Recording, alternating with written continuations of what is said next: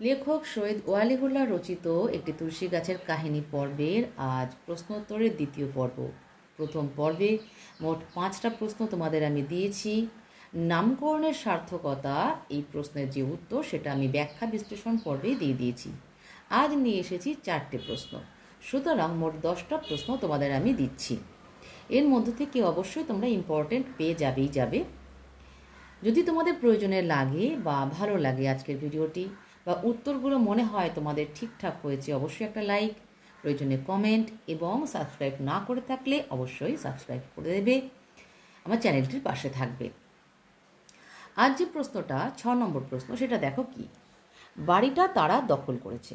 প্রথম প্রশ্ন, আলোচ্য অংশটি কার রচিত, কোন রচনার অংশ? এই প্রশ্নের উত্তরে আমি যাচ্ছি না, তোমরা জানো। 2 নম্বর হচ্ছে তারা কারা। আলোচ্য অংশে তারা অর্থাৎ মতিন, আমজাদ, কাদের, ইউনুস, মোদাব্বের, বদরুদ্দিন, মকসুদ, এনায়েত, হাবিবুল্লাহ প্রভৃতিদের কথা বলা হয়েছে, যারা উদ্বাস্তু শরণার্থী একটা ফাঁকা দোতলা বাড়ি পেয়ে দখল করেছে এবং এই দখলকে তারা ন্যায্য বলে দাবি করছে। 3 নম্বর দেখো, কোন বাড়িটার কথা বলা হয়েছে। আমি এর উত্তর আগের পর্বে দিয়ে দিয়েছি, সুতরাং আজ আমি বলে দিচ্ছি না। 4 নম্বর, বাড়িটা তারা কেন দখল করেছে? মন দিয়ে শুনবে। ব্রিটিশ সাম্রাজ্যের অবসান এবং ভারতের স্বাধীনতা লাভ, তারপর দেশভাগ। সুকৌশলে দেশভাগ এবং মুসলমানদের জন্য পৃথক রাষ্ট্রের দাবির ফলে শুরু হয় এক চরম অরাজক পরিস্থিতি। পূর্ব পাকিস্তান তথা পূর্ব বাংলা ইসলামী দেশ হিসেবে ঘোষিত হওয়ায় সেখানে হিন্দু বাঙালিরা সংখ্যালঘু জনগণে পরিণত হয়। তারা সেখানে নিরাপদ বোধ না করায় নিজেদের জমিজমা, সম্পত্তি, বাড়িঘর পরিত্যাগ করে চলে এসেছিল এপার বাংলায়। ঠিক তেমনভাবেই এপার বাংলার মুসলমান সম্প্রদায়ের মানুষেরাও তাদের সব কিছু ফেলে চলে যায় ওপার বাংলায়। ফলত 2 সম্প্রদায়ের মানুষেরাই হয়ে পড়ে গৃহহীন, উদ্বাস্তু শরণার্থী। মতিন, কাদের, আমজাদ এপার বাংলার সেই সব গৃহহীনদের প্রতীক। তারা ওপার বাংলায় উপস্থিত হয়ে একটা দোতলা উঁচু এবং প্রকাণ্ড বাড়ি পেয়ে তা দখল করা থেকে বিরত থাকতে পারেনি। তারা ছিল একদল ছিন্নমূল উদ্বাস্তু মুসলিম ধর্মাবলম্বী মানুষ। স্বদেশচ্যুত হয়ে আশ্রয়হীন অবস্থায় পথে পথে ঘুরে বেড়াচ্ছিল। বাধ্য হয়ে তারা একটু নিরাপদ আশ্রয়ের জন্য বাড়িটা দখল করে। এবার চলে আসছি 7 নম্বর প্রশ্নে। দেশময় একটা ঘোর পরিবর্তনের আলোড়ন বটে, কিন্তু কোথাও যে রীতিমতো মগের মুলুক পড়েছে তা নয়। প্রথম প্রশ্ন দেখো, আমি অ্যাজ ইউজুয়াল যে প্রশ্নগুলো হয়, কোথা থেকে নেওয়া, কার রচনা, এই প্রশ্নগুলো আমি আনছি না। ঘোর পরিবর্তনের আলোড়ন বলতে কি বোঝানো হয়েছে? মানব চেতনা সম্পন্ন বিশিষ্ট লেখক সৈয়দ ওয়ালিউল্লাহ রচিত একটি তুলসী গাছের কাহিনী গল্পে গোটা দেশ জুড়ে একটা ঘোর পরিবর্তনের আলোড়নের কথা বলা হয়েছে।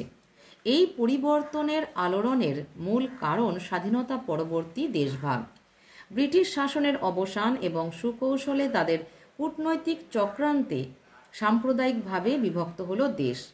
হিন্দু ও মুসলমানদের জন্য নির্ধারিত হলো পৃথক পৃথক রাষ্ট্র, পাকিস্তান ও ভারতবর্ষ। বাংলাকে ভেঙে করা হলো পূর্ব পাকিস্তান তথা বর্তমান বাংলাদেশ। পূর্ববঙ্গ ইসলামিক দেশ হিসেবে ঘোষিত হওয়ায় সেখানকার হিন্দুরা সংখ্যালঘুতে পরিণত হলো। তারা সেখানে বিপদ বুঝে তাদের ঘর বাড়ি জমি জমা সমস্ত ত্যাগ করে চলে এসেছিল এপার বাংলায় অর্থাৎ পশ্চিমবঙ্গে। একইভাবে এপার বাংলার মুসলমানেরা তাদের সর্বস্ব ত্যাগ করে চলে যেতে থাকে ওপার বাংলায়। ফলে উদ্বাস্তু শরণার্থী গৃহহারাদের মিছিল চলতে থাকে। ঠিক সেই সময় বাংলাদেশে এক অস্থিরময় পরিস্থিতি তৈরি হয়। একই বাংলা অথচ কাঁটাতারের বেড়ায় দ্বিখণ্ডিত। তাদের ভাষা, সাহিত্য, সংস্কৃতি, জীবনাচরণ এক হওয়া সত্ত্বেও তৈরি হয় একে অপরের প্রতি চরম বিদ্বেষ। ভিন্ন ধর্মের মানুষ হওয়া সত্ত্বেও যারা একে অপরের প্রতি ভ্রাতৃত্ব ভাব পোষণ করত, একে অপরের কুশল সাধন করত, তারা সন্দেহের চোখে দেখতে শুরু করে, প্রাণে মারতেও দ্বিধা করে না। দেখো 2 নম্বর কি আছে, মগের মূলক কথাটি লেখক কেন ব্যবহার করেছেন? মগের মূলক কথাটি একটি প্রবাদ প্রবচন। এর পেছনে রয়েছে একটি ইতিহাস। 1625 সালের দিকে অবিভক্ত ভারতবর্ষের বঙ্গভূমি খুব সমৃদ্ধশালী ছিল। তখন এই মগ জলদস্যুরা পূর্ববঙ্গ অর্থাৎ বর্তমান বাংলাদেশ তার দক্ষিণ অংশ বা নিম্নাঞ্চলে খুব লুটপাট চালাতো। এই মগ দস্যুরা ছিল আরাকান প্রদেশের মানুষ, যা বর্তমানে মায়ানমার নামে পরিচিত। সেই সময় ভারত ভূখণ্ড শাসন করত মুঘল সুবেদারেরা। তারা জলপথে যুদ্ধে পারদর্শী ছিল না, অথচ আরাকানবাসী ছিল ঠিক তার বিপরীত। এই মগদস্যুরা ভয়ঙ্কর রকম লুটপাট, অত্যাচার, নির্যাতন চালাতো। ঢাকার মুঘল সুবেদার দুর্বল ও ভীতু থাকায় মগদের সঙ্গে কোনোদিনই পেরে ওঠেননি। ফলে সেখানে চলত চরম বিশৃঙ্খলা, বলা ভালো মগদের রাজত্ব। সেখান থেকেই মগের মুলুক শব্দটির উৎপত্তি। মুলুক একটি আরবি শব্দ যার অর্থ রাজত্ব। দেখো 3 নম্বর, আলোচ্য মন্তব্যটির তাৎপর্য কি? আলোচ্য মন্তব্যটি লেখক ব্যঙ্গার্থে ব্যবহার করেছেন। বাড়িটি পূর্ববঙ্গের অন্তর্গত এক হিন্দু পরিবারের। দখল নিয়েছে কয়েকজন মুসলমান যুবক। সদ্য টুকরো হওয়া দেশের প্রশাসন ব্যবস্থাও বেসামাল, ফলে সৃষ্টি হয় অরাজকতা। কিন্তু প্রশাসনের তরফ থেকে যে তদবির হয় না তা নয়। এক্ষেত্রেও দেখা যায় বাড়ি দখলের বিষয়টি তদন্ত করতে সাব ইন্সপেক্টর আসেন, কিন্তু তিনি একটি অস্বচ্ছ রিপোর্ট জমা করেন, কারণ ইসলামিক রাষ্ট্রে মুসলমান যুবকদের হিন্দু বাড়ি দখলের মধ্যে তিনি কোনো অপরাধ দেখতে পাননি। তৎকালীন সময়ে পূর্ববঙ্গে বাড়ি দখলের বিষয়টি নিয়ে আইনে কোনো স্বচ্ছতা ছিল না। তাছাড়া সে সময় সমগ্র দেশ জুড়ে চলছে এক ভয়ঙ্কর অরাজকতা। কিন্তু প্রশাসনের তরফ থেকে শুধুমাত্রই একটা নিয়ম রক্ষা ছাড়া আর কিছুই ছিল না সেই দখল সংক্রান্ত তদন্তে। তাই লেখক আলোচ্য মন্তব্যটি করেছেন। 8 নম্বর দেখো, 24 ঘন্টার মধ্যে বাড়ি ছাড়তে হবে, সরকারের হুকুম। কার রচিত, কোন গল্পের অন্তর্গত, মূল গ্রন্থ কি? মূল গ্রন্থ 2 তীর ও অন্যান্য গল্প। লেখকের ছদ্মনাম কি? লেখকের ছদ্মনাম আবু শরিয়া। 2 নম্বরে দেখো, আলোচ্য অংশের বক্তা কে, কাদের উদ্দেশ্যে আলোচ্য কথাটি বলা হয়েছে। দেশভাগের সময় পূর্ব পাকিস্তানে, অধুনা বাংলাদেশ, একটি পরিত্যক্ত হিন্দু বাড়ি দখল করেছিল একদল মুসলমান যুবক। প্রশাসনের তরফ থেকে একটি পুলিশ দল আসে তাদের বাড়িটি খালি করে দেওয়ার জন্য। সেই পুলিশ দলের নেতা বাড়ি দখলকারীদের উদ্দেশ্যে আলোচ্য কথাটি বলেছেন। 3 নম্বর, বাড়ি ছাড়তে হবে কেন? স্বাধীনতা পরবর্তী ভারত ভূখণ্ড টুকরো হলো। হিন্দু ও মুসলমান 2 সম্প্রদায় ছিন্নমূল হয়ে উদ্বাস্তু শরণার্থী হয়ে 2 বঙ্গে আশ্রয়ের সন্ধানে ঘুরতে লাগল। একদল মুসলমান যুবক পূর্ব পাকিস্তানে একটি পরিত্যক্ত বাড়ি পেয়ে তার তালা ভেঙে বেআইনিভাবে জবরদখল করে। তাদের অতীত দিনের কষ্টময় জীবন থেকে আলো বাতাস পূর্ণ বাড়িটায় একটু নিশ্চিন্তে স্বচ্ছন্দে বাস করছিল। একবার পুলিশের এক সাব ইন্সপেক্টর তাদের জবরদখল নিয়ে একটি অস্বচ্ছ রিপোর্ট তৈরি করেছিল, কিন্তু এবার পুলিশ দলের এক নেতা দল সহ তদন্তে এসে বাড়ি ছাড়ার হুকুম দিল। কারণ যেহেতু তারা বাড়িটা বেআইনিভাবে দখল করেছে, তাই সরকার বাড়িটা অধিগ্রহণ করেছে। 4 নম্বর দেখো, বাড়ি ছাড়ার কথা শুনে তাদের মনে কিরূপ প্রতিক্রিয়া হয়। বাড়ি ছাড়ার কথাটা বাড়ি দখলকারীদের কাছে বিনা মেঘে বজ্রপাতের মতো মনে হয়, কারণ তারা কেউই এই ঘটনার জন্য প্রস্তুত ছিল না। কারণ পুলিশের সাব ইন্সপেক্টর বাড়ি দখলের বিষয়টা বেশি দূর এগোতে দেয়নি বলে তারা এক প্রকার নিশ্চিন্ত ছিল। ইউনুস ভাবে হয়তো কোনো ছিঁচকে চোর বাড়িতে প্রবেশ করেছে, কিন্তু পরক্ষণেই মনে হয় আসলে তারাই তো চোর। সব কিছু জেনেও সত্যকে অস্বীকার করে বাড়িটাতে এক সুন্দর মনোরম জীবনযাপন করে চলেছে প্রতিনিয়ত। পুলিশ নেতা যখন সত্য সত্যিই তাদের সকলকে বাড়ি ছাড়ার হুকুম দেয়, তারা সকলে পরস্পরের মুখ চাওয়াচাই করতে থাকে। অবশেষে মোদাব্বের জানতে চায় বাড়িওয়ালা নালিশ করেছি কিনা। বদরুদ্দিন কনস্টেবল দুজনের পিছনে বাড়ির মালিকের সন্ধান করে। তখন পুলিশ নেতা জানায় যে সরকার বাড়িটি অধিগ্রহণ করেছে। তখনই তাদের মাথায় যেন বজ্রপাত হয়, সকলে যেন স্থবির হয়ে যায়। মকসুদ কোনো প্রকারে বলে তারাও তো সরকারেরই লোক, সুতরাং তারা তো বাড়িটাতে থাকতেই পারে। আলো হাওয়া যুক্ত প্রকাণ্ড বাড়িটা দোতলা বাড়িটায় যেন শ্মশানের নীরবতা বিরাজ করে।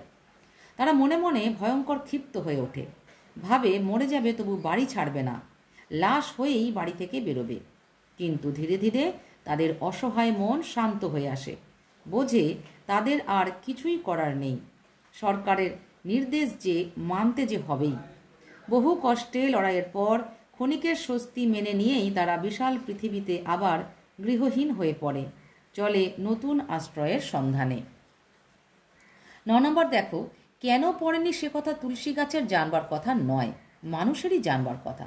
প্রথম প্রশ্ন, আলোচ্য গল্পের লেখকের একটি নাটকের নাম লেখো। মানব চেতনা সম্পন্ন লেখক সৈয়দ ওয়ালিউল্লাহ রচিত একটি উল্লেখযোগ্য নাটক বহিপীর 1960 সালে রচিত, যার জন্য তিনি পেন পুরস্কারে ভূষিত হয়েছিলেন। উদ্ধৃত অংশটির বিষয় কি? স্বাধীনতা পরবর্তী দেশভাগ এক অস্থির অরাজক পরিস্থিতি, এপার ওপার শরণার্থীদের ঢল, একটু আশ্রয়ের সন্ধানে লক্ষ লক্ষ মানুষ। ঠিক এই অবস্থায় এপার বাংলার একদল মুসলমান যুবক পূর্ব পাকিস্তানের, ব্র্যাকেটে লিখবে অধুনা বাংলাদেশ, একটি পরিত্যক্ত বাড়ি বেআইনিভাবে দখল করে, যার মালিক ছিল একটি হিন্দু পরিবার। প্রশাসনিকভাবে প্রথমবার পুলিশ এলেও জবরদখলকারীদের বাড়ি ছাড়তে বলেনি, কিন্তু দ্বিতীয়বার পুলিশ এসে হুকুম দেয় বাড়িটা খালি করে দিতে, কারণ সরকার বাড়িটা অধিগ্রহণ করেছে। 24 ঘন্টা সময় দেওয়া হয় তাদের। ওদের মধ্যে মোদাব্বের ওই বাড়িতে একটি তুলসী গাছ আবিষ্কার করেছিল, যা হিন্দু পরিবারটির চিহ্ন বহন করছিল। প্রথম দিকে গাছটিকে তারা সকলে যত্ন করেছে, জল দিয়েছে, জাত ধর্মের ঊর্ধ্বে উঠে মানবিকভাবে। কিন্তু বাড়ি ছাড়ার আদেশ শোনার পর থেকেই আর কেউ তুলসী গাছটিকে জল দেয়নি। তার পাতায় আবার খয়েরি রং ধরেছে, আর তাদের গৃহকর্ত্রীর ছলছল চোখের কথাও কারোর মনে পড়েনি। এই প্রসঙ্গে আলোচ্য উক্তি। 3 নম্বর, আলোচ্য অংশটির তাৎপর্য বিশ্লেষণ করো। গাছ প্রকৃতির দান, তা যদি হয় ঔষধি গাছ, তা হয় প্রকৃতির বরদান। একটি গাছকে বাঁচানো বা না বাঁচানো তা অবশ্যই মানুষের আয়ত্তে থাকার কথা, গাছের আয়ত্তে থাকার কথা নয়। তুলসী গাছটি একটি আধ হাত মঞ্চে প্রথিত অবস্থায় ছিল, তার যত্নের প্রয়োজনও ছিল। তার বেঁচে থাকা বা না থাকা আপন শক্তির উপর নির্ভর করছিল না। এখানে তুলসী গাছটির বেঁচে থাকা বা মরে যাওয়া মানুষের বেঁচে থাকা বা মরে যাওয়ার উপর নির্ভর করে। গাছ আত্মরক্ষা করতে অক্ষম, অর্থাৎ পরিস্থিতি ঠিক করে দেয় গাছটির ভবিষ্যৎ। একটি তুলসী গাছের কাহিনী গল্পে লেখক সাম্প্রদায়িকতার সাথে মানবতার সংঘাতের চিত্রটি ফুটিয়ে তুলেছেন এই অংশে। লেখক তৎকালীন সময়ের সাম্প্রদায়িক পরিস্থিতির প্রেক্ষাপটে উপস্থাপন করেছেন ভিন্ন ধর্মের সম্প্রদায়ের মধ্যে একে অপরকে না দেখেও শুধুমাত্র একটি তুলসী গাছকে কেন্দ্র করেই কারোর রক্ত গরম হয়ে উঠেছে, গাছটিকে উপড়ে ফেলতে উদ্যত হয়েছে। তারাই আবার মানবিক হয়ে গাছটিকে যত্ন করেছে। কিন্তু যখন পরিস্থিতি তাদের বিরুদ্ধে গেল, তারাও আর তুলসী গাছটির যত্ন নিল না। উদাসীনতায়, অবহেলায় তাকে মৃত্যুর দিকে ঠেলে দিল।